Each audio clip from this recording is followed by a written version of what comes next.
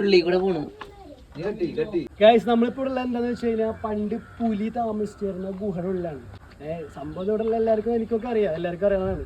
പക്ഷെ കാണാത്തവരുണ്ടെങ്കിൽ പുതിയ കാഴ്ചയല്ലേ അല്ലേ? അപ്പൊ ഉള്ളിക്കോ ഇവിടെയാണ് പുലി അന്തി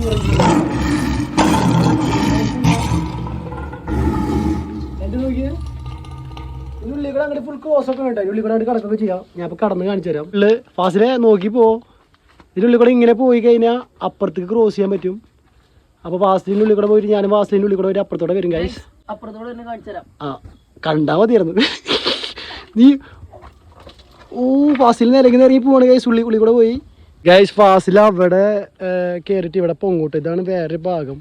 കിടിലം ഒരു ഗുണാക്കിയതിന്റെ വേറൊരു മൂഡ്. ഫാസിലെ നമുക്ക് നോക്കാം.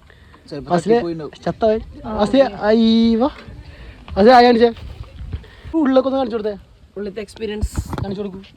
അടിപൊളി എക്സ്പീരിയൻസ് ആണ്. കണ്ടില്ലേ, ഇതാണ് കണ്ട ഉള്ളില് ഒരു ഗ്യാപ്പുള്ളൂ കേട്ടോ.